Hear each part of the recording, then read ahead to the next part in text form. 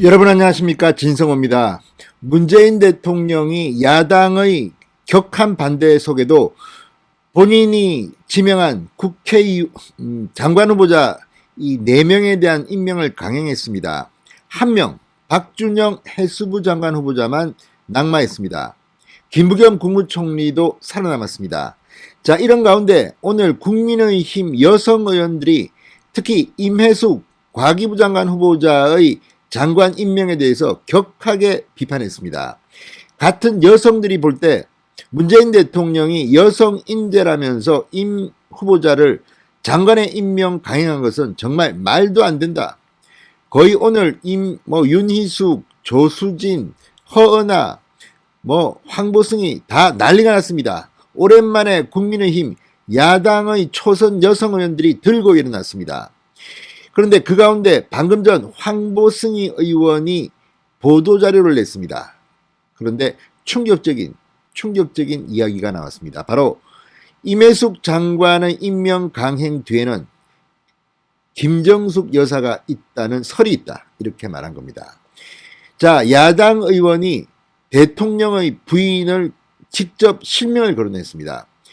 어떤 근거도 없이 이런 발언을 했을 것 같지는 않습니다. 앞으로 추가 폭로가 이어질 것으로 보입니다. 만약 아무런 근거 없이 김정숙 여사를 입에 담았다면 후폭풍이 있을 수도 있습니다. 그렇지만 황보승희 의원이 아무런 이유 없이 이렇게 김정숙이란 이름을 덜먹였겠습니까? 자, 이외에도 지금 조수진, 허은하, 윤희숙 계속해서 문재인 대통령의 이 여성 장관, 자, 임혜숙 과기부 장관에 대해서 맹비난을 하고 났습니다. 앞으로 상당한 후폭풍이 예상됩니다. 진성호의 직설 시작합니다. 방송에 앞서 아직 진성호 방송의 구독자가 아니신 분들은 붉은색 구독 버튼 눌러주십시오. 더 좋은 방송으로 보답하겠습니다. 자, 방금 전 들어온 뉴스입니다. 황보승희 의원이 야당의 극력 반대 속에도 임혜숙 과학기술정보통신부 장관을 임명한 배경에는 문재인 대통령의 부인 김정숙 여사가 있다는 의혹을 본격적으로 제기했습니다. 자, 황보 의원은 방금 전 보도자료를 내고 임 장관 임명 강행 뒤에는 영부인 김정숙 여사가 있다는 얘기가 나온다고 주장했습니다. 인사권도 없는 영부인이 추천해서 장관이 될 수 있다면 어느 누가 자기 관리를 하고 역량을 키우려고 하겠는가, 이렇게 말했습니다. 자, 황보승희 의원이 왜 김정숙 여사가 추천해서 장관이 됐는지에 대해서는 근거를 밝히지 않았습니다. 자, 이 문제 앞으로 상당히 폭발력 있는 문제가 될 것으로 보입니다. 만약 김정숙 여사가 이 사실과 다르다면 청와대는 반박을 할 겁니다. 그러면 황보승희 의원은 여기에 대해서 또다시 구체적인 무언가를 내놓을 가능성이 높습니다. 자, 지금 문재인 대통령의 장관 인사 참사 의혹에 대해서 황보승희 의원이 대통령의 부인 김정숙 여사를 직접 실명을 거론하고 났습니다. 이 파장은 앞으로 대단히 만만치 않을 것으로 보입니다. 인사권도 없는 영부인이 추천해서 장관이 될 수 있다면, 이렇게 말했습니다.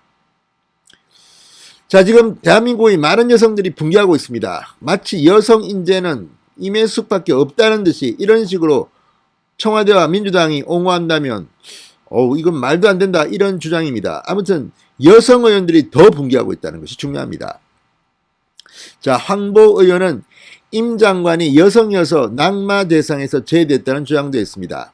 문재인 대통령이 성공한 여성 롤 모델이 필요하다는 생각으로 임 장관을 지명했다고 했다. 문 대통령의 편협한 젠더의식이 남녀 갈등을 부추긴다, 이렇게 비판했습니다. 자, 청와대 앞 긴급의원총회에서도 임 장관을 향한 비난은 집중됐습니다. 조수진 의원은 말했습니다. 임 장관 임명이 여성 장관 30% 공약을 지키기 위한 것이라는 해석을 두고 많은 여성이 공금으로 가족과 외국 여행을 다닌 이분을 인정하지 않을 것이다. 도대체 이분이 어떻게 여성을 대표할 수 있나, 이렇게 따졌습니다. 배현진 의원, 돌이 지난 한살배기 제 조카도 하지마 하면 알아듣고 두 번 다시 하지 않는다. 무려 4년 동안 협치하라, 독주하지 말라 하는데도 대통령은 그 외침을 듣지 못한다고 말했습니다. 자, 배현진 의원의 주장을 들으면 문재인 대통령은 돌진한 한살배기 조카보다도 못하다는 이야기인데 비판 강도가 점점 높아지고 있습니다. 자, 배현진 의원은 국민의힘 의견을 들으러 의원총회 현장에 온 유영민 청와대 비서실장이 떠나자 이렇게 말했습니다. 바로 인사만 하고 간 것인가? 그런 식의 인사는 제가 지역에서 일요일 아침에 지역 주민과 조기 축구를 할 때 하는 인사다 이렇게 말했습니다.